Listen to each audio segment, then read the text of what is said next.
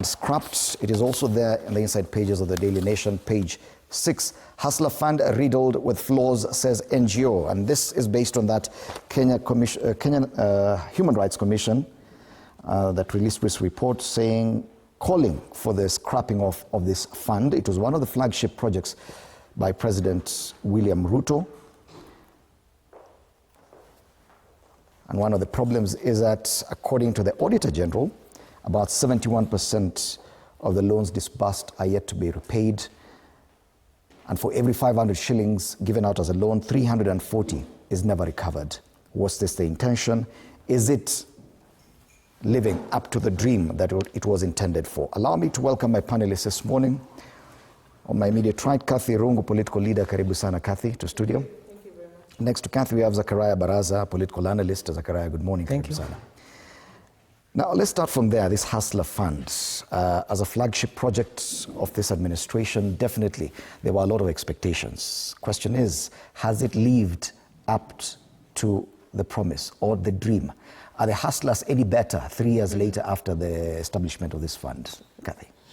I think, first of all, it's good to meet you again. I mean, it has been a while. Yes, karibu. And I'm glad to be here. So starting off with the Hustler Fund, I think, first of all, you know, when the hustler narrative was crafted, there was a lot of expectations from the people. And I think people expected a lot of goodies from government. And part of the goodies were supposed to come for free.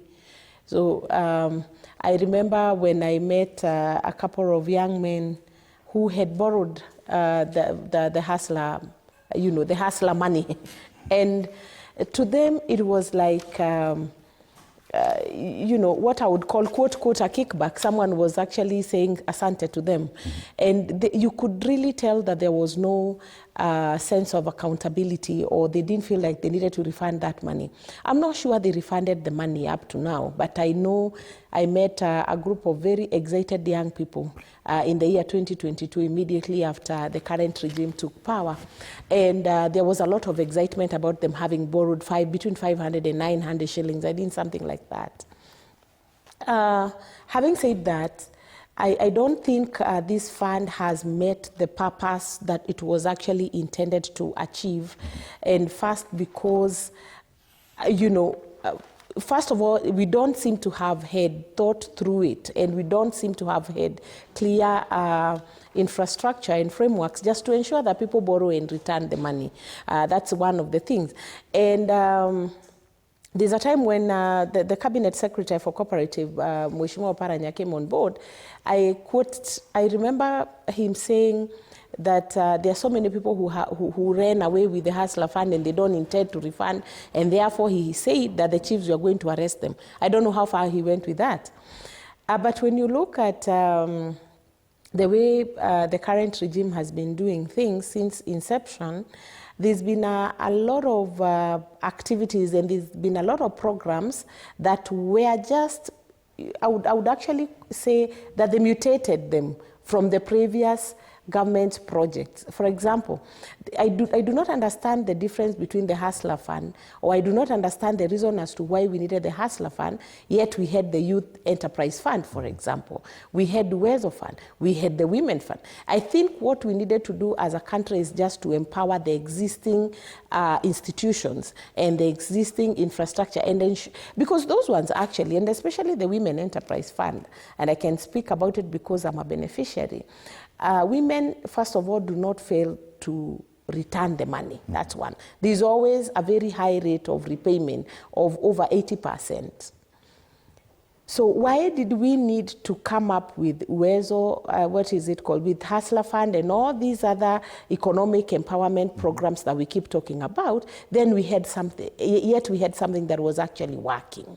And if you look on what the Ruto government keeps doing, is that they came in and found institutions and found programs and projects that were working, and I don't know why they had an interest in changing them, and it was not rejuvenation. You know, if they were coming in to put in either money or just ensure that it is better than what was existing before, that is a different issue. But now I see a regime that very quickly crafted and changed institutions, changed organization, changed projects that were existing and operating very well. I mean, there's no difference between this Hustler Fund and the SHA that has really failed to meet our expectation. Right. But of course, for President William Ruto, he must have been very clear in his mind that his bottom-up economic agenda needed some of these flagship initiatives. Yet the failure is so much out there that the Auditor General can come out and say out of every 500 shillings disbursed, 340 is never repaid. The intention also was to ensure that these young people who would benefit from the Hustler Fund would be economically empowered. But the amounts disbursed from that fund were never reasonable amounts, 500 shillings, 800 shillings, that really did not boost the Mamamboga or the Boda Boda guy. Do you agree with Kathy that probably some of these initiatives were not really well thought through? Yeah, to me, I totally agree with her. These initiatives were not well thought for. In fact, you see, if you look at these were political initiatives, these were narratives. For example, where did we get the word hustler? Hustler came in just to bring in those people who are not able to do certain, those poor people. But you see, the intention was to get votes. The intention was not to help them. Because if you look at a Hustler Fund, 500 shillings, what can you do with 500 shillings? A common person. Any business, can you start it with 500 shillings? You can't. 1,000 shillings, and you must repay within 14 days. There's no profit you can make out of it. Because like you'll discover that if you want to empower people, there are so many things you must consider first. But you see, if today a government starts a fund and says, look, we want to give out 1,000 shillings for people to do, what kind of business can you do? For you to do any business, for you to succeed any hustler, one, you must even train this hustler on what to do. Two, if you look at those hustlers, people are saying they're going to borrow 500. You borrow 500 from hustler, yet you have 1,000 from Fuliza. So this money was meant to pay. Two, you pay 1,000, you borrow 500 shillings.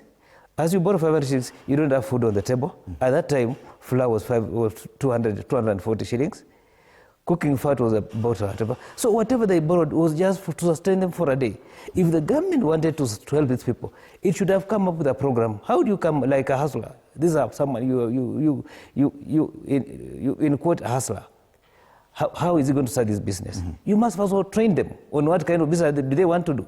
Then you give him something that can be able to sustain them. 1,000 shillings cannot. Yes. Yet 3 years later, wouldn't that be time enough for the administration to evaluate some of these programs and discover this is no longer working and probably change course?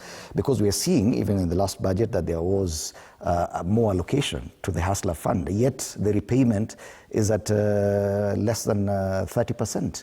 And I think in Dimuli now that begs the question, whose interests does Hustler Fund serve? Is it the people? Because if you listen to the people, if you listen to ourselves here who have made some observations from the ground, you realize that it's not really beneficial to the people. So whom does it really benefit? And it is actually time to reevaluate. It is actually time to look into it afresh. And if it is not working, just scrap it off. The country does not need it. Because you see, this is money that is being allocated from our national cake, or money that is, and this is money can even go a long way into helping us and sustaining our education system that is almost collapsing. The other day, the CS said that we don't have money for school, or he's going to cut the budget that is actually meant for capitation. So in a country where we are not meeting so many of our needs, including education, health, and so many other needs, then why do we need this Hustler Fund that is consuming a lot of our billions, and really we cannot see the benefits when you look at the people who are borrowing that money on the ground? Because you say, as my brother has said, rightfully said here, what can 1,000 shillings do to a person who is not already in business? Because most of the people who borrowed from Hustler Fund are not doing anything right now, or they were not doing anything at the time they borrowed the money. If you give 1,000 shillings to a mama mboga who has a kiosk that is already operational, that is different. But if this money was open, and it was actually open, it was borrowed by every other person, and most of the time it was actually borrowed by the young people. So your guess is as good as mine. We can tell that part of this money largely went into entertainment. All right. And it's the same problem we're seeing. If I was to interject, we are talking about billions having been borrowed. Are we sure that these billions were borrowed by hustlers? That's the biggest question we should be asking. Is it not a scheme to siphon money from the public? Because you remember when the auditor tried, he was not even able to get details on who borrowed this money. So it could be a scheme by some people in government to swindle money from the public money. And claim that Kenyans are the ones who borrowed. Yeah, because if you look at the kind of money and the information that is coming out, it's scanty. Like the auditor, when he was trying to audit, he was not able to get the people who borrowed those billions. So to me, it could be a scheme by some of those guys who are very close to the government to siphon money from the public. And actually, we have a tendency and a culture of, when you're in government, you support everything. I just listened, and I've just read on the paper the comments and feedback that we got from the Ministry of Trade, for example, at SME, both the CS and the PS, my friend Susan, trying to defend what cannot be defended. Because I believe for the Kenya Human Rights Commission to come up with this report and say the hustler is not hustling, or it doesn't work for the hustler, there's a reason. And they must have done some very, very good research. And therefore, we must learn as a country that some of the people who criticize us, they do not criticize us for the sake of criticizing. At times, they just want the best out of this country. And you see, that is the problem we've been having in Dimuli. That is the same problem that we have with our young people. When they come out and they try to tell us, hey guys, listen, we're having these challenges. Please address these issues. Then we start abducting them. Is there a disconnect? Is there a disconnect between the masses and this administration in as far as understanding what the needs are? Because if the Hustler Fund, 3 years later, the Auditor General comes and says the intended result is not being seen, yet we have this new system where we have the Deputy President and other supporters of this government going around under the guise of economic empowerment, spending money, also issuing around 200 shillings to Mama Mboga and Boda Boda guys. Isn't that the same problem, just morphed into something different? Is this a disconnect between the administration and the public in as far as understanding what the real need is? You see, there's a big problem in Kenya to differentiate between politics and administration and policies. Initially, when this government was campaigning, it was hustler, Mama Mboga, and the churches. We are heading to 2027 election. That narrative cannot sell anymore. Now they are moved away from hustler because they are not able to deliver. They are now going into empowerment. That's why you are seeing them all over. They are saying they want to do empowerment for Mama Mboga. They go to youth, to men. But if you ask yourself, is it helping the common person? Like, for example, you saw what happened in Kisii. You do that economic empowerment, you raise money. When you try to divide this money among the groups, you'll discover that each person is going home with only 64 shillings. What can you do with 64 shillings? But you'll discover that they have come with about 10 choppers. How much are they spending? We have the police officers who are guarding them. They have per diem and everything. So you'll discover whatever money the government is spending, it's more than that. Why can't they just take this money, because they have the names of the groups, and just deliver to the groups instead of doing it? But you see, they're using it for political purposes. It doesn't make sense for those economic whatever. The reason being, if the government wants to do those things, let it just lower the cost of living. It's very simple. Once you lower the cost of living, everything will just flow. But even if you are doing those economic empowerment and the cost of living is very high, for example, they raised fuel by 9 shillings. Even that Mama Mboga, who's going to that meeting, she has to incur an extra cost of about 100 shillings, and she's getting 64 shillings. Does it make sense? It doesn't. All right. Could we see this economic empowerment program as an admission of failure, that they started the Hustler Fund for more or less the same purpose? 3 years later, it's not serving that purpose, so they've come up with something else called empowerment. I think for me, in Dimuli, it's not even an attempt to improve on the Hustler Fund, by the way. What we are seeing is just a political process. It's just a political activity, another gimmick just to hoodwink the people and to kind of manipulate them. And I keep saying this, and I think we've had this conversation before. The relationship between the politicians and Wanjiku is so symbiotic, and none of these two can be called innocent. Because what we are seeing these people, the people in government start doing in the name of economic empowerment is actually going back to the people to give them money as a way of enticing them.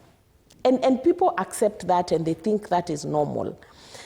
The people who go to these meetings know very well it's not economic empowerment. In fact, when I listened to some ladies who were complaining, I think some chair ladies from certain groups, and they said, we came here expecting to receive this much.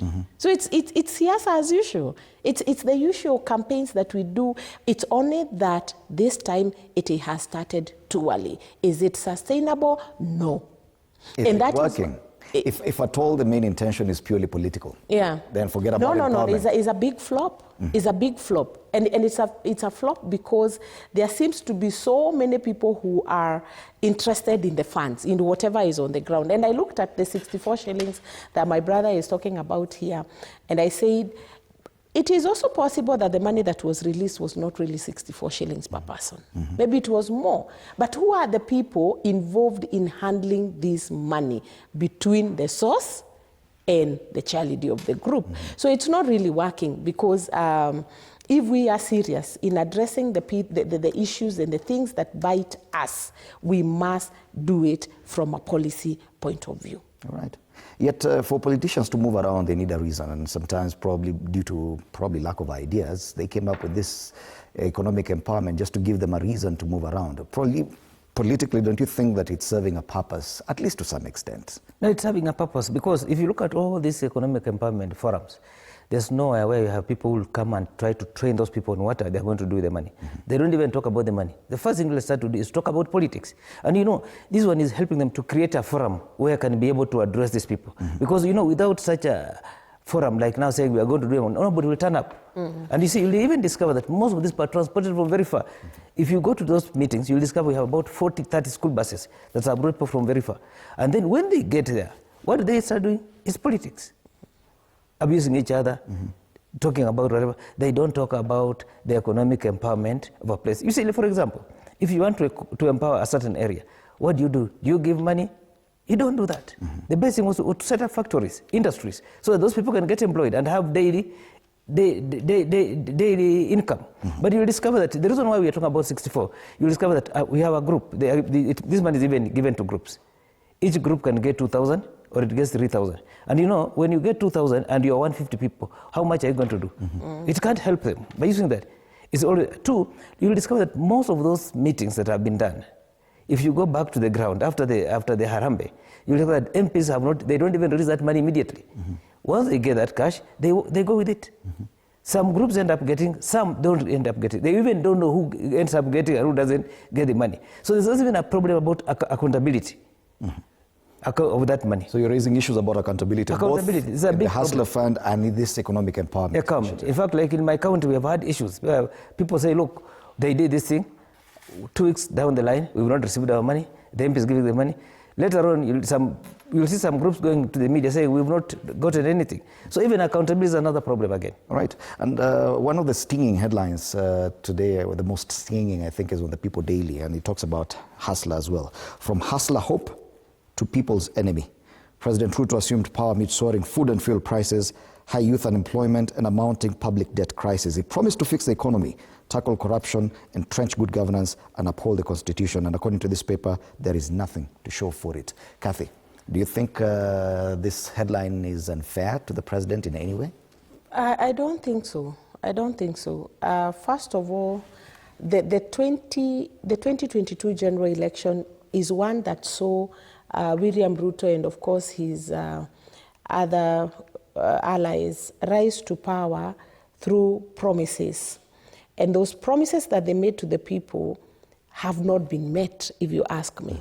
And that is what has put him in crossroads with the young people, the mama mbogas, and everybody, because when you listen to people, people are trying to hold him accountable based on what he promised. And most of those promises have not been met. The challenge and the problem is he doesn't seem to listen or understand what the people are saying.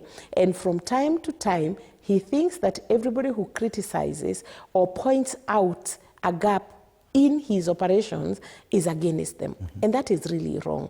Including what we've been discussing there, the KHRC report. I mean, people just want better. And if you remember, William Samoei Ruto was not even voted in by the Kenyans who voted him in on the tribal lines, along the tribal lines, as we would want to make people believe. He actually sold something that was different and believable. And he told the people that vote me in and life will never be the same again.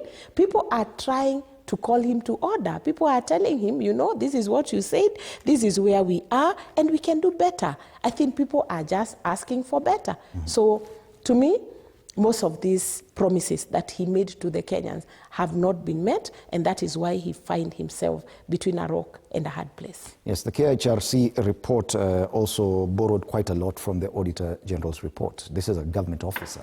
Yet we see government ministers coming to counter what the auditor has said. Is it possible for a political formation to come to the realization that some of the things we've done or some of the programs we initiated are not working? And would it be so injurious to a politician to actually make a U-turn? I think in Kenya, most politicians don't make a U-turn. They believe by doing that is a weakness. You see, most politicians believe that they're strong man. You see, they are the final people. So, like, it's very, very, very easy. If you look at Ruto's manifesto, whatever he had promised, he could not deliver. What's wrong with him just coming to Kenya and telling Kenyans, look, this is what we promised, we were not able. Please give us time, we do ABCD. And you see, the problem with this government is that, you know, when it came in with a fixed mind, that look, whatever was being done was not the right thing. It wanted to erase out everything. That's why you see it started with HELB, it now wants to do it differently. NHIF, it wants to do it differently. NSSF, you see, it wants to do everything differently. It wants to erase the memory. Even State House itself, they had to remove the roof and do, you see, they want to erase so they can have their own history. But unfortunately, this history is not working. So the best thing for the government to do is to go back to the hustlers and tell them, look, this is what we promised, but we're not. Two, when they were campaigning, they were saying this is going to be a hustler government. But now look at this government. Is it a hustler government? It's a billionaires government. Anyone who's in cabinet, they are all millionaires and billionaires. They make decisions on behalf of a hustler. What is happening? The decision they are making is not helping the hustler. In fact, it's even making the life of a hustler very worse. Two, if you look at, by the time the government was coming in, and right now, look at the economic situation of a common person. You ask him, has your life improved? If you look at all those hustlers, their life has now gone from bad to worse. Look at all of them. They are with Fuliza, Mshwari, Mkopa. They are all living on debt. If you talk to Mama Mboga, she says, whatever we were promised is not what we are getting. So to me, I would advise the government to go back to the drawing board. Look at whatever it had promised. Is it able to deliver? If it cannot, let it just come and tell people we are not able to deliver. We need to adjust here. We need to, you see, we need to have, like what the Prime Minister was saying, something like a Congress, whereby we are able, those hustlers are able to come and discuss freely. So the government should also be able to listen to them and say, look, we are not able to deliver. Let's now try to adjust this. But you see, if you look at the government, it's not able to deliver, but it's still proceeding ahead. It still wants to keep going. And I think by 2027, things will be tough for them. Actually, in Ndimuru, if there's a time that the executive would have made a U-turn, it was after the Gen Z protest of last year. Perfect opportunity. Perfect opportunity.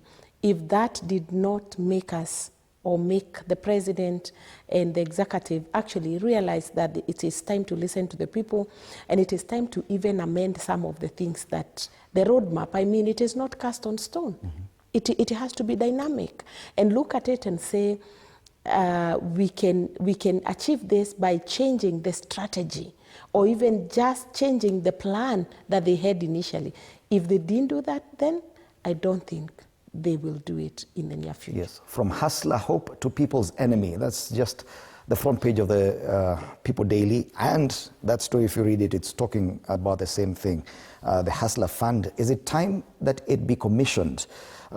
Scrap it off completely, do away with the Hustler Fund. That is a recommendation in the KHRC report, which borrows heavily from the Auditor General's report. And the damning truth is that out of every 500 shillings that was loaned out from the fund, 340 is not recoverable. It is never going to be recovered. That's the state of the nation. I want us to move now to another issue, and that's politics. And the one issue about politics that is on most of the front pages today is Secretary General of ODM, Edwin Sifuna. Is there on the front page of Taifa Leo. On the bottom strip, 2 highlights. Sifuna akalia tawibovu ODM, and Kenya moja tishio kwa Ruto na Rigathi. So Sifuna is a problem to ODM, is also a problem to President Ruto and even the unity of the opposition. At the weekend, we saw this coming together of a different group of politicians from all sides, the formation of the Kenya Moja movement. And it's a consequence of that we want to look at. We've always had this us versus them. It's either President William Ruto and Raila Odinga on one side and the rest of the people on the other side. How effective do you think this third force, if I may call it that, would be? We're already talking about how it will affect 2027. It's going to have a very big impact on 2027. And you know, if you see the way Edwin is talking, he's not talking on his own behalf. He's talking on behalf of Raila Amolo Odinga. ODM is a party owned by Raila Amolo Odinga. There are certain statements you cannot talk unless he gives you an okay. Look at the history of ODM. We've had Ababu Namwamba and all other Secretary Generals. Whenever they raise issues that ODM doesn't agree with them, what happened? They are simply kicked out. You see, right now, Raila is caught between the rock and the hard place. He's trying to please Dr. William Ruto, the president. At the same time, he wants to remain in the opposition. That's why you'll see him. If he comes, he'll tell you, I'm not in the government. While when the government is holding functions, you'll see him there, sitting on the front seat. Are you getting that? So he knows that should things not work, he may use Edwin to say, look, we were not part of the government. We used to preside the government. Are you suggesting that you're seeing Raila's hand in this Kenya Moja movement? Yeah, Raila's hand is there. It's an obvious thing. If Edwin was not talking on behalf of Raila, right now he would be facing disciplinary mechanism. Don't you think that is already a done deal that is on his way out of ODM? Edwin Sifuna? No. Especially after the comments he made with regard to ODM's possible support of William. You see, there are two things. We have moderates in ODM and we have hardliners, like Junet, whatever, and Orengo, and the moderates, isn't it? Because they are looking at the future. Should we back the government? Are we going to make it in 2027? They are not. In fact, they are saying they are now more hurt than by backing UDA than UDA itself. So if you look, you see what Edwin is doing. He's doing it on behalf of his master. You saw them in Kakamega. What did Raila say? Edwin is talking on behalf of the party. Although after some time he was put under pressure to deny it. So whatever Edwin is doing is a crafted thing by the ODM insiders. They don't want to appear as if they're siding with the government. At the same time, they don't want to appear as if they're hurting the government. You'll discover that some hardliners will always back Raila, will back President William Ruto. And then Edwin will come and say, no, this is the thing. So they're just trying to balance between the government and the opposition. So that once we're in 2027, it should not appear as if they backed the government 100%, because you never know. Raila can make a U-turn. And once he makes a U-turn, the spokesman for that U-turn will be Edwin Sifuna. So it's a crafted thing. It's not something that is happening by coincidence. If Edwin was not talking on behalf of Raila Amolo Odinga, he would not be in Chungwa House today. He would not be in that party today. And Kathy, we've talked a lot about the unity or supposed unity of the opposition, and it's taken a long time. It's been a struggle. They're still struggling through it. But what does this third force, Kenya Moja, mean, especially for the opposition? At least for President William Ruto, probably we may understand, but for that formation, or the so-called united opposition. Okay, I'll start by just making a small comment on that force that we are deliberating about, or deliberating on. The country actually needs a third force. It needs a voice that is independent of the UDA group or the broad-based government and the united opposition. And the reason I say that is because there's always the narrative that builds between, from around 2 years to the general election to 1 year to the general election is a two-horse race kind of a narrative. And we have always had that, not in we're not going to have it for the first time towards 2027. We've had it many, many times before. Even if we went as back as 2007, it was between Mwai Kibaki and Raila Odinga. 2012, 2013, again it was Uhuru Kenyatta versus Raila Odinga. Then 2017, again it was Uhuru Kenyatta versus Raila Odinga. The same was pushed until again we had another Ruto versus Raila Odinga. And now we seem to be having a William Ruto versus Rigathi Gachagua. Because basically you can really pick and tell that that is the person who seems to be leading on the other side, or so he believes. And that narrative, what it does is that it makes everybody else who is not within those two arrangements get lost within the system that is created by such a narrative. And that is why even where you have 5 presidential candidates or 6 presidential candidates, you'll most of the time hear reports about only 2 presidential candidates. And that is where we lose it as a country. Because at that point, because the focus is so much on personality as opposed to what will this person do for us, what is in store for us, what does the manifesto of these 2 people say, everybody else becomes others, and therefore they are also irrelevant. The reason why we need the third force, and I really would like to say that I like what I see being done by Sifuna, Wamushomba, Babu Owino, and all these other young leaders, is because they don't fit in either. If they are going to fit in either of the sides, then they have to sing a song of the other person, and it is not really their agenda. And I think for them, they have come of age, they understand how we run politics in this country, and perhaps they really represent the best interest of the common person. Look at Sifuna. When the Gen Zs went to Parliament and they were being shot, I saw him come out to defend them very, very, vehemently as an individual, and said, stop killing these kids. The same with Babu Owino. Those are people who have shown that they can stand to be counted and stand to protect the lives and the common and the interests of the common mwananchi. Why is it important to look at or to compare this third force to what is happening in the united opposition? You'll agree with me that since these people do not agree very much with the current regime or with William Ruto, they are naturally expected to be in the opposition. If they are not in the opposition and they have a follower, they have followers, and I believe in this case it's actually most likely the millennials and the Gen Zs, then it means that they can change the arithmetics of 2027. Okay. And by them even getting out, someone like Wamushomba, whom I've actually walked a journey with in the opposition, she must be keen and very calculative, because at some point she was with Kalonzo. I don't know what happened there. Then she shifted, joined Wamunyoro. Then I think now she's out of that camp again. Then she mutated again and went to Matiang'i's camp. There must be something she's looking for, and maybe she's not finding in all these camps. Is it really a third force? Because according to Mr. Barasa here, that he sees like this is being influenced from elsewhere, one of the 2 major camps. Do you agree with that assessment? Yes, no. For me, I believe it's a third force. I believe it's a genuine third force, perhaps and possibly something similar to what we saw in 2013 when Musalia Mudavadi tried to also be a third force. You remember with UDF against these are the 2 giants with the 2-horse race that I spoke about, Raila Odinga on this side and Uhuru Kenyatta on the other side. And if you remember what happened that time, he came very close.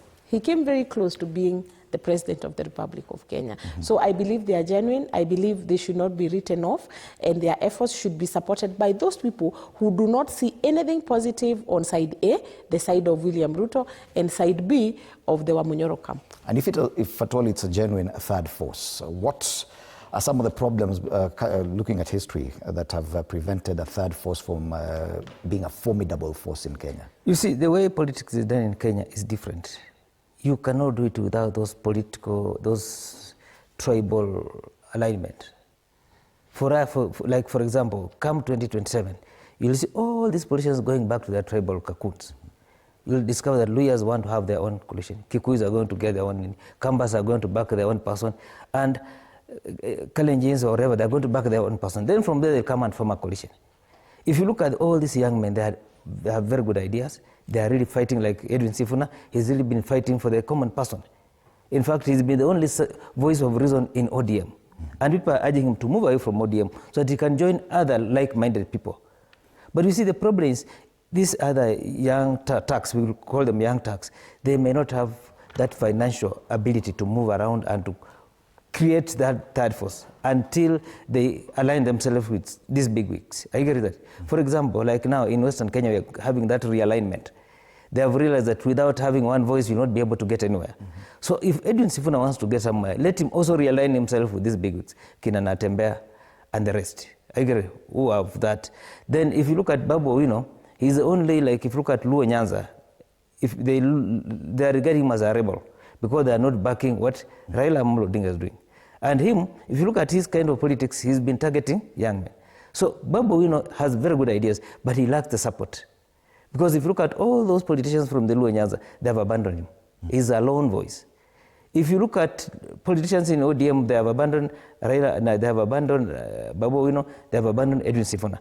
Why? Because of their stance. They are the people who are now able to criticize William Ruto and call the government to order. So for them to succeed, they need to realign themselves with some other group that has similar ideas. Once they do that, they'll be able to push forward. But without realigning with some other groups, it may not be possible. The reason being, for you to carry out any major political force, you need resources. For example, even if you're going to Nyanza, you need people to arrange for you. You need to move around and interview. They may not have that resources, because if you look at most of them, they're very clean. They have not been involved in any scandals. But if you look at those people who are able to manipulate and do it, they have all been involved in big scandals with money and what have you. So they still have a long order unless they realign themselves with other opposition leaders. So you don't see them sustaining this? They can't sustain unless they can't sustain on their own. You see, the problem with politics in Kenya is one: people need money. You see, a poor person cannot campaign in Kenya and win. For example, for you to win a governor seat, they say you need about 300 million. For you to win an MP seat, you need about 75 million, whatever. This common manager is now crying. For him to vote for you, you need to give him money. So we have a big problem in Kenya. We need to go back to the drawing board and say, where did the rain start beating us? Because initially, people used to vote without any money. But right now, move around to any constituency. If you don't have money, nobody will listen to you. If you have the money, that's why you are you're seeing this economic empowerment. They're always full.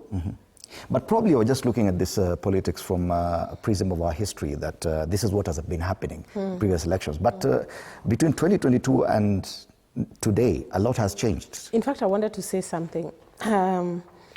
As someone who has been involved in elective politics and at that level, on one side I agree with him that the powers that be and the people that came before us, as the millennials and the young people, made it very expensive for anybody to do politics.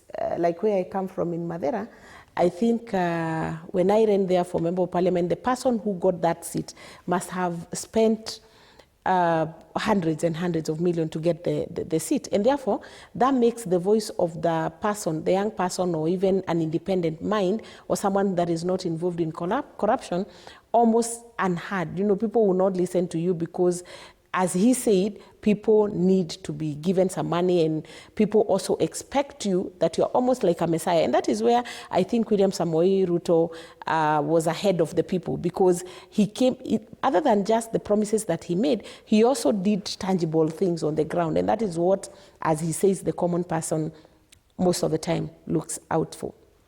However, we need to start appreciating that things have changed very much.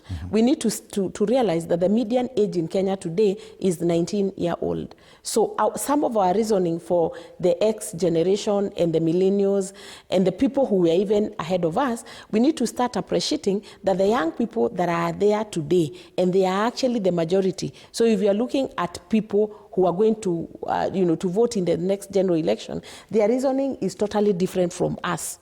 And even, just looking at the many things that they have been able to achieve for the last 1 year, including making Baba Raila Odinga come out and call for an intergenerational conversation or conclave, as he calls it, it seems like we are moving.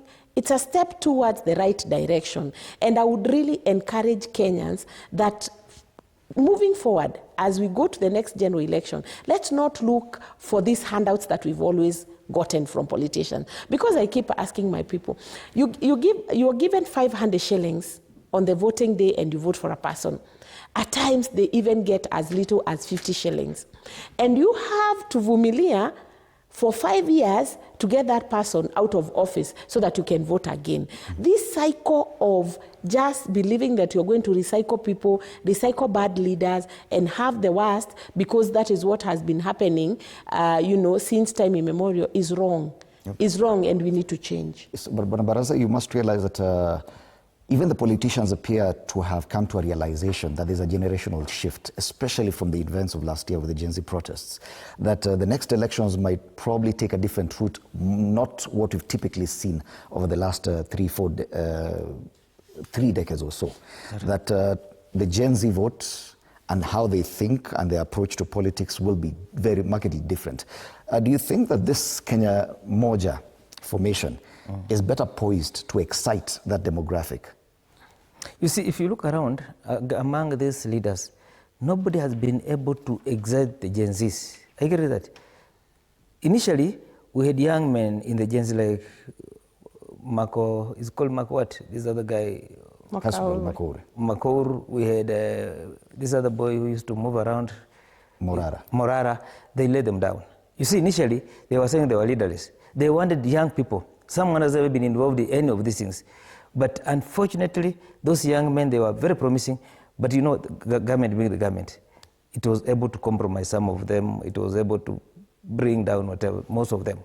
So right now, those young people, they have not gotten someone they trust, someone they can have confidence in. Nobody can say, look, right now, I'm the one who's going to talk on behalf of Gen Zs. I get that. Unless something happens in between. But you see, there's one thing I like about Gen Zs. They mobilize themselves through the internet and what have you, online. So if they can keep that pace up, 2027 will be different. But unfortunately, on the internet, you'll see them doing whatever. But when you walk on the ground and talk to them, it's a different thing. From the three political formations, the leadership now, William Ruto, Raila Odinga, then the United Opposition, and now Kenya Moja, which of these groups do you think is better poised to excite the Gen Zs so far? You see, come 2027, we are going to have only two formations. And I told you, I know these young men may be having an intention, they may be having good intention, but they may not have the resources to do mobilization. Because for you to move around, you need resources. Anyone who has done campaign, like, she knows what is required. I know you're going to have two strong formations, the one for Ruto and the one against Ruto. This is Wamunyora and the other group. Because if you want to see how they've been moving around. If you look at Gen Zs, most of them, they don't have that formation. They have not been able to come together. They are only good at, they can do it on the internet and what have you, but they have not been able to come together and criticize whatever they have been planning. I agree. So unless something happens, it may be a bit difficult for Gen Zs. Okay, the thing is, the young people must keep off the naysayers. I was with a group of young people on Saturday at a place called Sagana. Quite a number of them, and it was my very first engagement with young people on matters government and leadership, and I would say the first time because I had not met them physically, or I've never met such a group physically. And when you listen to them, they are number one, very passionate. They are hopeful that they can achieve their dreams of a better Kenya, and we should not kill their dreams. We should encourage them as millennials, as the Gen X and all of us, including their grandmothers and grandfathers. We must encourage them. And the reason I say that we must encourage them is to realize that we do not have another country other than the country that we live in today. And the politicians who came before us have also shown us that what they put first is their personal interest and the interest of their families.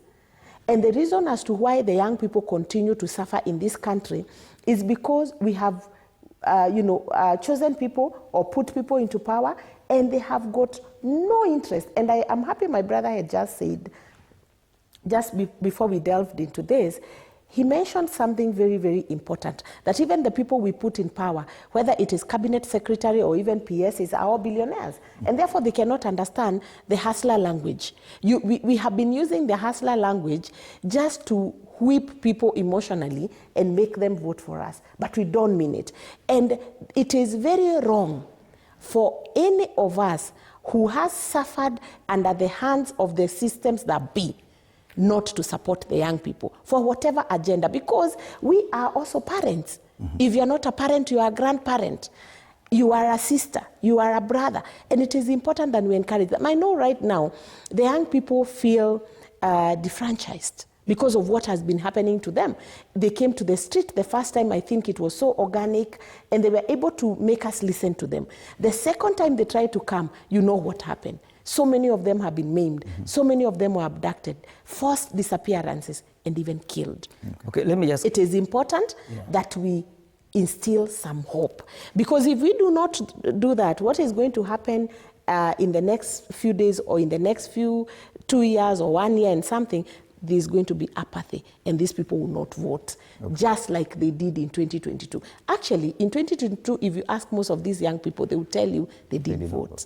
And I expected them to come out in 2027 and at least vote, so that, because by not coming out to vote, you are actually indirectly voting for that person that you did not want. All right. Let me just put some clarification. You see, what I'm trying to say is that let the young people join the mainstream politicians. It is either or.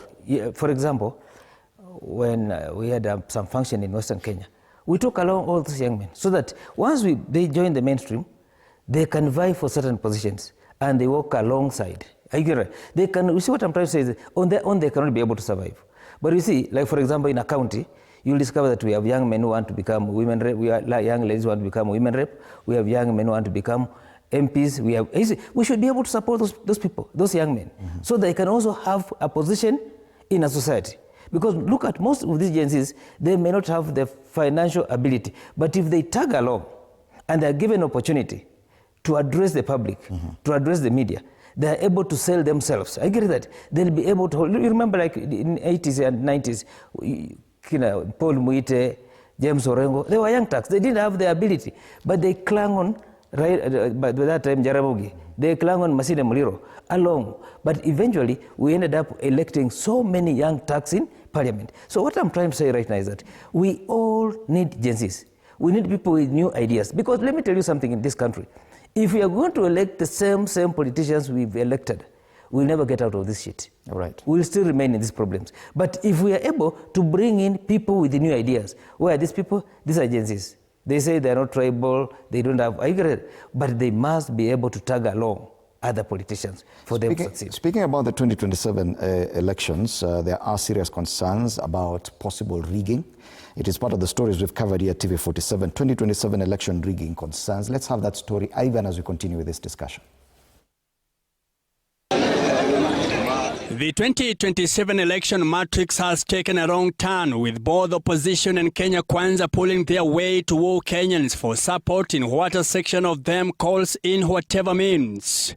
In what appears to be a mind game against National Cohesion and Integration Commission, NCIC, Kenya Kwanza lieutenants have veered from promoting election inclusivity by announcing how easy it will be filling his ballot boxes in the 2027 general election. Tiati Member of Parliament William Kamket is the recent legislator to affirm the Kenya Kwanza plan to rig the 2027 election. In the event that there are insufficient votes, the politician claims that they will make sure there are enough in whatever circumstance. Mimi na Oscar huwa tunasema maneno kali kidogo saa zingine. Oscar anasema isipojaa tutajaza. Na mimi nasema kwa njia ingine staying, but we are saying the same thing basically. Kwamba lazima ijae. Kwa vyovyote vile. NCIC Chairman Samuel Kobia is on record saying the Commission is working with relevant authorities to ensure Kamket is held accountable over his previous remarks in relevance to the 2027 elections. There are cases that these are of great concern who didn't appear and therefore will be recommending arrest. Honorable William Kamket Kasait.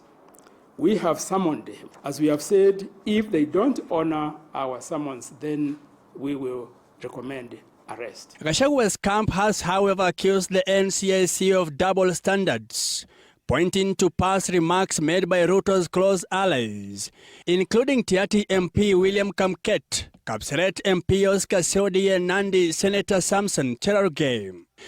According to Gachagua's legal team, these individuals were summoned but never sanctioned, raising questions about the Commission's neutrality. It is very clear here that we are very non-partisan, impartial when it comes to issues like this. As far as we are concerned as NCIC, it is Kenyans who are having actions or utterances themselves as Kenyans, and we deal with them as such. The Independent Electoral and Boundaries Commission, IEBC, have since denounced what it described as reckless and unacceptable political utterances that undermine Kenya's democratic principles. The Commission also urged all stakeholders, particularly those in the political arena, to refrain from acts including speeches likely to erode trust and confidence in Kenya's electoral processes and instead work with them to reinforce and strengthen the trust and confidence. All parties involved, especially those in the political sphere, have been encouraged by the Erastus Edong-led commission to abstain from actions and remarks that could undermine faith in the election procedures. Mike Kagwango, TV 47, Nairobi. Even from the part of the UDA or Kenya Kwanza, having your lieutenants go out and claim that they are getting ready to rig, politically, how does it sound? That you've already given up and your only way out is rigging? It spells out some desperation. But even as we call it desperation, we must say that that is very, very untidy. It is, or these are comments that can actually lead to anarchy. For those of us who were here in the year 2007 and know how post-election violence happened, we can only say that things can only get worse with those kind of utterances. And while UDA and Kenya Kwanza and Broad-Based still continue entertaining such leaders to speak in their forums. Having said that, just before the Gen Zs went to the protests or to the streets, took to the streets this year, I saw the same member of parliament go out there and say, you know, they are going to mobilize some warriors from certain regions to come into Nairobi so that there is no mandamano. I saw a lady or someone associated closely with the party, the same party, call the young people who intended to go for mandamano, marehemu watarajiwa. I saw people, or I actually saw some media, one of our dailies, give a shout out and say there's a problem and there are these people who've been meeting and this is what they are saying and this is what is going to happen. And we have all that information. To see that the same person continues to spew that kind of inciting information and even tell us all the things that they continue to tell us that they're going to rig the elections, and nothing, totally nothing has happened to him, it is very worrying for me. It speaks of a government that is entertaining people who are out to cause anarchy. And we have seen what happens when claims of rigging of elections happen in this country. There's always bloodshed. So why should we entertain a whole member of parliament or someone who claims to be a leader who makes such comments, continues to make them, and nothing happens to him? And this begs the question. The young people who came out to protest in Mount Kenya region, in Nyeri, in Kiambu, in Murang'a, were taken to court and charged with terrorism. Why are we not charging such a person who is anarchist, is coming out to incite the people and to tell us that elections will be rigged? And that is not the only person who is speaking. It is actually very annoying to even see women leaders. There's a lady from the northeastern region who came out and told us that tutaiba. And that is why I'm saying that is how low and desperate that the people in power have gotten. It is like they are almost sure that they are not winning this election. Because why would you resort into such utterances if you're confident that whatever you're doing, including the giving and the many, many projects that are being launched are working, then you don't have to rig. From our history, we've seen that every time we go to elections, it's always a contested election. And the IEBC or the commission that takes charge of that election most of the time, often than not, does not survive another electoral cycle. We've just had a new IEBC in place. From just this talk that we're having, does it mean that 2027 we're just looking forward to another contested election? Yeah, 2020. You see, in fact, let me just add up on what she said. I think there are two sets of laws in Kenya: the law for those people in government, and the law for the common person. Because if it was a common person who said that, look, we are going to rig 2027 general election, if it were you, right now you'd be in court. I agree. If it was someone in the opposition, right now he'd been caught. But once you're in government, you're above certain laws. So what we are urging the government, let it try to be fair to each and every person. The law should be applied equally. If someone because you see, these things right now, if you look at them, they appear to be so light. But 2027, someone may confirm it. And then what is going to happen? The country may burn. Two, we have these institutions that are meant to act when such utterances are being made. But what have they done? They are saying they're going to investigate. How long are they going to take? So you see, like most of the institutions have been watered down. So in fact, right now, we should work on how do we strengthen these institutions so that they're independent. But right now, if you look at NCIC, if someone in government says something, there's no way they're going to act until someone in the opposition makes a similar thing, then they can call all of them together. All right. Are you seeing that? So it's a very, very serious thing, and I think the government should be able to act on it. Even those in NCIC who are watching us, they should be able to act so that we can have confidence in them. Because now, if someone says such a thing and nothing has happened to him, and tomorrow if I do that and I'm arrested, what will happen? We will not have confidence in such an organization. Now, when it comes to elections in Kenya, the reason why we may have a contested election in Kenya is because of such utterances. If someone in government says, I'm going to rig an election, I get that. And you've seen politicians themselves admitting that, look, I saw some politician from central Kenya saying, look, we are the people who helped Ruto to rig election. He doesn't know how to rig election. We are the people who rigged the election. Are you getting that? Those are serious allegations. You saw it on TV saying, we from central Kenya, we are the people who helped. Are you getting that? So this IBC that has been put in place, it has one of the hardest tasks in this government. The reason being, 2027 will be a charged election. Look at the way the opposition is moving right now. Look at the way the government is moving right now. Anything small will trigger a very bad thing in Kenya. So to me, what I'm only asking, because we can't condemn them, they have just assumed office. We don't know how they're going to perform, but we are asking them to stick to the law, to stick to their mandate. If they stick to their mandate, we will not have a problem. Right. But if they don't stick to their mandate, then we may have a problem in Kenya. Yeah. And to our viewers, if you're watching us, you can also interact with us and give your input into the conversations we're having right now. We'll be beaming our numbers on the screens, and you can send us a text. What opinion do you have on the issues we're talking about? Talking about the IEBC, one of the biggest, or at least the very first job they need to do is by-elections coming up. And quite a number, 23 by-elections. A lot may come out after that. But do you think they're ready, given the trust deficit that we've been having on the electoral body? When you look at the speed at which the commission was put in place and the time that is left, I only pray that that time has been enough for them to be able to conduct transparent, elections in those places where we are going to have by-elections. I don't see a prepared IEBC.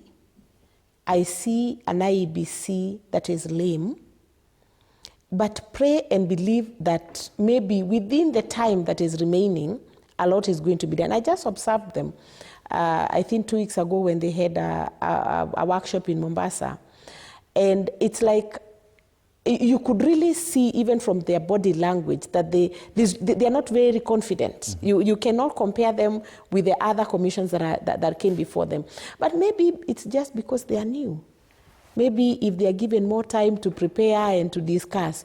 But how can you prepare amidst all these things that we are seeing? Because it actually seems as you prepare, as you continue to do what you're supposed to do as a commission, someone else is telling you that, wait a moment, we are the people who are going to call the shots. Mm-hmm. So I see an IEBC that is not sitting pretty, mm-hmm. because there can always be influence from outside, external influence, as we have seen. A lot of the excitement and anticipation before the IEBC was named was the fact that a lot of young Kenyans had wanted to recall their members of parliament. That once the IEBC is in place, we are going to begin this process of recalling members of parliament. Then the IEBC comes and the chairman says, we cannot. Apparently, we cannot do this. Do you think that in itself, probably it's not up to IEBC, probably the laws do not favor them, but do you think that pronouncement in itself dented the image that Kenyans have of the IEBC? I don't think it has dented the image that Kenyans have in the IEBC. The only advantage they have is that we have a new team in town. Because you see, like initially we used to have continuity. You'll discover that we had about 2-3 commissioners who were in place, but then we have a new set of commissioners. Now it's upon them to prove that, look, they're up to the task. It's upon them to, you see, confidence you cannot buy it. Mm-hmm. The way they're going to conduct these by-elections is going to inspire Kenyans. Either they have confidence in them or they don't have. Right now, we may not be in position to condemn them because they've not done anything. The only thing they said, look, the High Court quashed those, whatever, the laws that were to be. Which is a fact. I agree that. Because you see, as you being a commissioner, you don't do things to impress mm-hmm. the public. You do things in the right way. You follow the constitution, you follow the laws. So to me, I think, let's give the IEBC a chance for them to prove to us that, look, they are capable. And a chance is coming. We have by-elections. After that by-election, then now we can be able to say, look, here they were not able to do it in the right way. Because you see, like you'll discover, most of the things are not even done by the commissioners. They're done by the secretariat. Mm-hmm. Like preparation is done by the secretariat. So we hope the secretariat is going to give the commissioners the support they require. Because without that support, stimulus support, we'll have a problem. You may blame the commissioners, but you may discover that most of those things are being done by the secretariat. Mm-hmm. They're the ones who run day-to-day running of the commission. So we are hoping that the secretariat and the IEBC, the commissioners, they should be able to work together. Okay. Yeah. Now, speaking of that issue about recalling members of parliament, because it is a provision in our constitution, Article 104, on the right of recall, a very short article. Part 1, talking about the electorate under the Articles 97 and 98. They have the right to recall the member of parliament representing their constituency before the end of the term of the relevant House of Parliament. And 2, which seems now to be the problem, that Parliament shall enact legislation to provide for the grounds on which a member may be recalled and the procedure to be followed. Now, it would appear waiting on Parliament to do this, even though that is what is provided for the law, is an exercise in futility. Most parliamentarians would not legislate a law that would see them being recalled. Exactly. But now Kenyans are waiting for leadership on how to approach this problem. And probably they are hoping that the IEBC would take that leadership.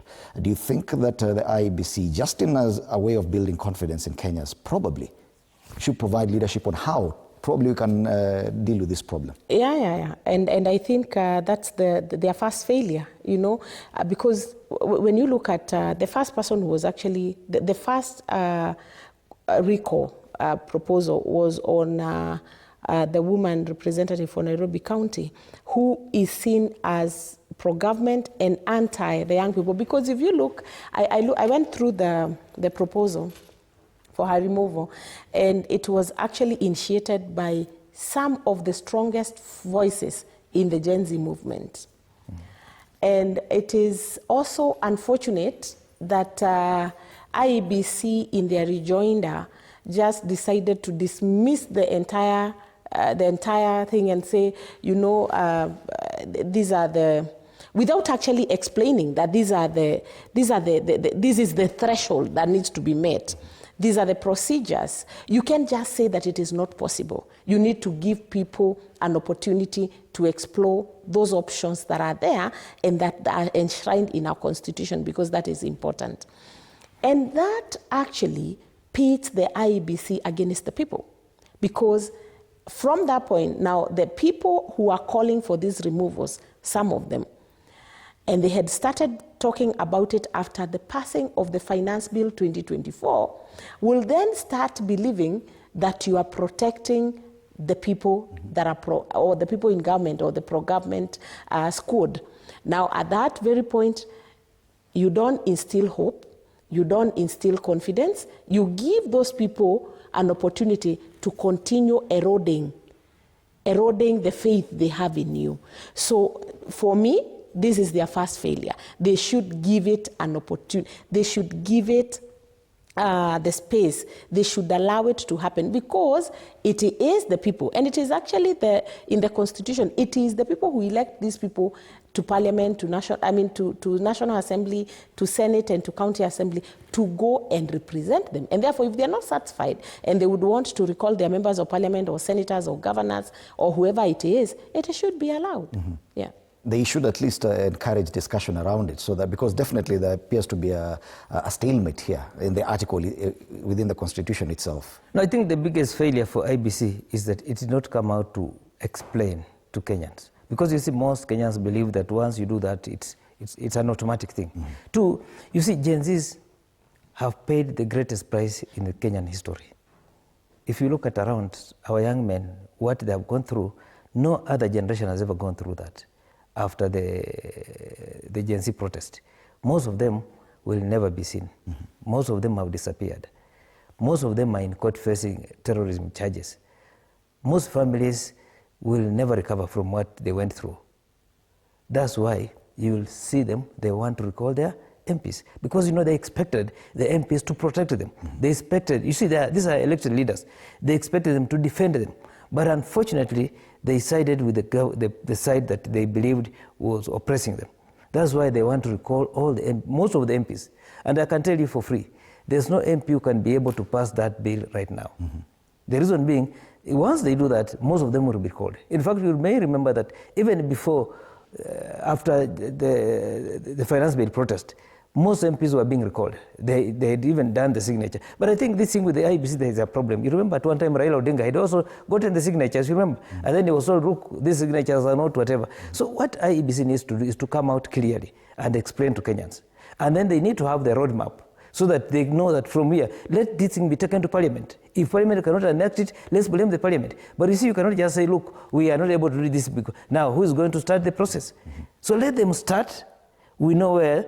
Take it to Parliament. If the Parliament cannot enact it, then we know the problem is with the Parliament. But you know, you cannot just say, look, we are not going to do ABC. Because you see what happens is trust.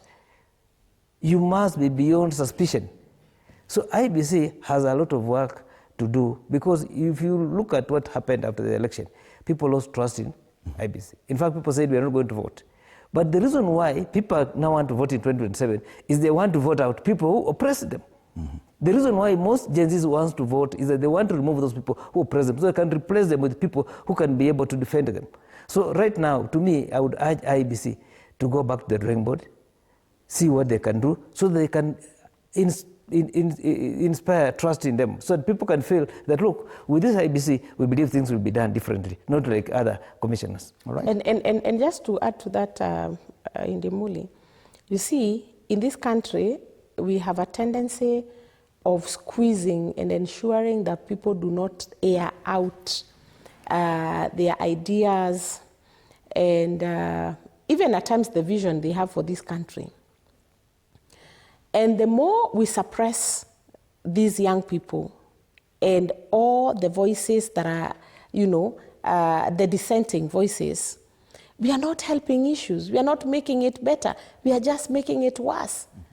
So when the Gen Zs or when the young people come out to the streets and we shoot them and we even give shoot to kill orders and they retreat back to their houses or to their homes or wherever they are coming from, and then tomorrow they try to recall a member of parliament because they do not believe that she or he represent their best interest, and then again you suppress that voice, what are we doing? We are just piling their anger. It continues to pile, and it is not helpful. It's not going to help us towards 2027 because it means as the anger piles, as you continue to suppress them, they are also trying to look for an opportunity. They told us the pressure keeps increasing, or did they say decreasing? So if you allow this to continue, then in 2027, we are going to be met by an electorate that will not have time to listen to anybody. And that is anarchy. In fact, let me just add up something. You saw what was to happen during the last protest. We had so many young men who had come out. But what happened? The police had to stop them from doing this. Now imagine in 2027, where campaign is allowed, there will be no police to stop them. What will happen? It is going to be a very, very bad thing. So unless we remove that anger from them, we are able to sit with them so they can now see, if they can now feel free. But you see, they had been stopped from doing whatever they intended to do. And if you look at the number of the young men who are in the streets, it has never happened. Now, these young men, whatever they had raised has not been sorted out. Come 2027, what's going to happen? Unless we sort it out now, we bring down the anger, so that by the time we are going for an election, we are now talking as a one nation, a one country. But right now, these people believe a certain class of people are the ones who are brutalizing them, are the ones who are stopping them from doing whatever, and they're only looking for an opportunity to go back to the streets. And I can tell you today, if tomorrow they say they want to go, you'll see the number of people who will be in the streets. Why are they going to the streets? All right. That sense of disillusionment among Kenyan youth, and whether or not they'll be able to trust the IEBC to deliver a credible, free and fair election come 2027. Speaking of the by-election that are coming up, a date is yet to be set. A lot of questions have been asked about whether or not this is another test for unity of the opposition. And this, as you make your final remarks, Kathy, we've seen instances where even this supposed unity of the opposition has been called into question. Case in point, and I think it's in one of the cartoons, the cartoon on the Standard today, talks about, in particular, the by-election in Malava, where DCP is fielding a candidate. Yes, that's a cartoon we have. And DAP, which is also a strong party, has insisted on fielding a candidate. And one wonders, is this the best way for parties that are trying to remain united? 2 years is a very long time. Yeah. So first of all, I mean, I think we've had this conversation before with you, that there's nothing like united opposition, because all these characters come on board with their vested interests. So their interests come first. It's not the interest of the community, as they claim. It's not even the interest of Kenyans. I believe the only people who have the best interest of this country at heart are the young people, if you ask me. And therefore, because of those interests, and each person pulling to their side, then these people, the opposition cannot hold. It can't hold. In fact, it is just a start of the many, many wars that we are going to observe moving forward. Because ideally, what was to happen in that region that you've just shown us there, the Malava area, we were supposed to see the ethnically accepted political party field a candidate. But now it happens that the parties in that region that are in opposition are 1 or 2 or 3. And therefore, it's about supremacy. It's about which party is more superior than which one.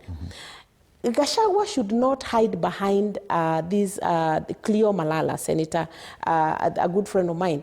It is actually Rigathi Gachagua who is trying to fight his supremacy wars with the rest of the members in the opposition. And I had said before, the fact that the people in the opposition allowed him to set pace for the opposition, and even most of the declarations have been happening at Wamunyoro as opposed to a national platform. I mean, things can be done at KICC or Uhuru Park. He is the person calling shots in that united opposition and whatever they call it. And for that reason, he is going to wrestle and ensure that everybody else, in terms of the principals or the main key people in the opposition, be it Kalonzo Musyoka, be it Eugene Wamalwa, be it whoever else, is not seen, is not heard, because it's about supremacy. So the opposition can only, the opposition will keep divided. It's going to be, to actually get murkier, and it is going to be very, very difficult. DCP has declared that it will field candidates in all the 23 by-elections across the country. Is it necessary? Many may argue that it's just a way of encouraging democracy, but there will be serious consequences if Kenya Kwanza parties, or UDA for that matter, emerge victorious in a number of these, because parties that were supposed to be united fielded candidates. Don't you think that that will be failure, dramatic failure, and it will result in serious cracks within this united opposition? You see, right now, we cannot say that there's that united opposition as such. Because if you look at, for example, the Malava by-election, DCP is trying to field a candidate, while we believe that Malava should be left to DAP, Kenya.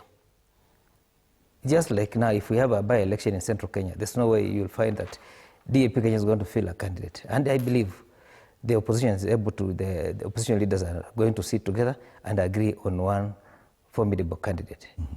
We as DAP Kenya, we believe that is our zone. We should be able to field a candidate. We should be able to be supported by DCP. But if they are going to field their candidate, it's a democratic right. But we shall also field our own candidate. Do you think that them fielding a candidate is injurious to you as a party? Very much, very much, very much. Mm-hmm. The reason being, you see, we are trying to work on a strong opposition. And being a strong opposition, we need to have like a strong party in Western Kenya, and that's DAP. That's through Eugene Wamalwa and George Natembeya. And we are working on something bigger for the Western people, so that we can have one voice. You see, the only problem with Western Kenya is that we don't have a voice. You'll discover that DAP has about 5 MPs. Ford Kenya has about 4 MPs. ODM has MPs there. That's why, as a region, we've not been able to develop. Mm-hmm. Now we are saying, look, we need to go back to the drawing board. To a situation whereby we'll be able to galvanize the area, so that we can only have one strong opposition, one strong party, and that is DAP. We are working on something, and we believe that we are going to sit together, discuss with other party leaders, so that we're only able to field one opposition candidate who will be supported by DCP, by WIPO and other parties. Mm-hmm. Yeah. Unfortunately, in politics, we have certain constants, and I keep saying that one of the constants in politics is actually misinformation and disinformation. And propaganda is another one, gossip is another one, plus.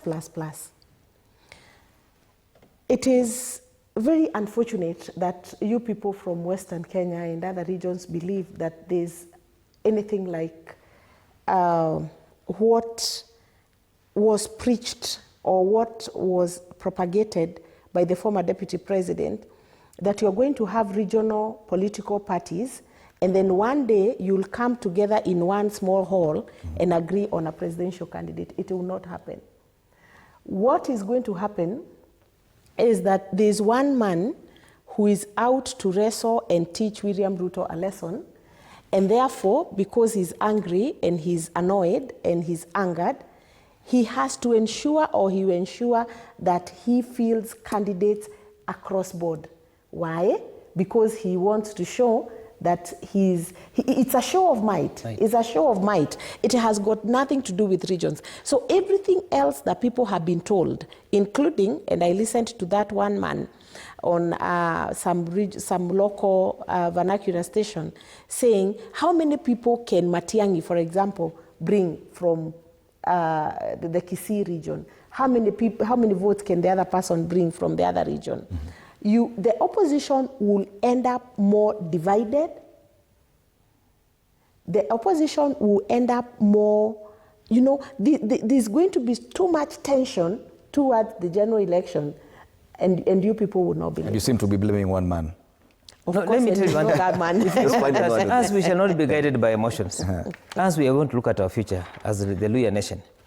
Initially, you remember when Masinde Muliro was there, we were united. And why? When Wamalo Kijana was there, we were united.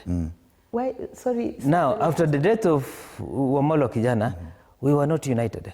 Because you see, some went to Raila Amolo Odinga, others went to the other area. But right now, I can tell you, we are united. Sorry, but I would like to ask. We are going to have, let me tell you. Exactly. We are going to have one leader who's going to unite all these other people. We are going to crush this other small lady. Already, if you look at the mood in Western Kenya is different. And look at the Malava by-election. It's going to show you that, look, the mood is different. ODM still remains a formidable force in Western Kenya. Do you think that... No, not now. You see, ODM used to be a formidable force in Western Kenya. They used to trust him. But you see, look at all these handshakes. What have we gotten? Come to Western Kenya, all the factories have been closed down. Nothing. If you look at the roads, there's no project. You see, like now, if you look at Nyanza, they are getting so much. But look at Western, what are we doing? And yet, he's using some of our MPs to do that. So we are saying, look, we need to have our own party that can fight for the interests of Western Kenya. So that come 2027, we shall do a coalition. All right.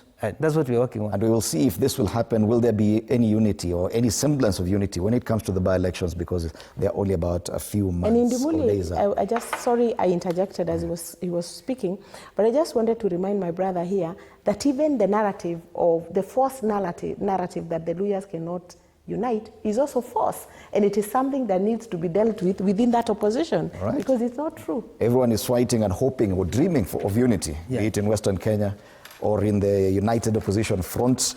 I look at the headlines today, and they are as varied as they come. State House spy software dealer's passport revoked, that's a Daily Nation. Jogoo House wars, that's the Standard. How botched expressway tax deals left farm with 7 billion shilling debt. The Star's going on something different. Audit and arts payslip crisis in public sector. And the People Daily, a bit more stinging.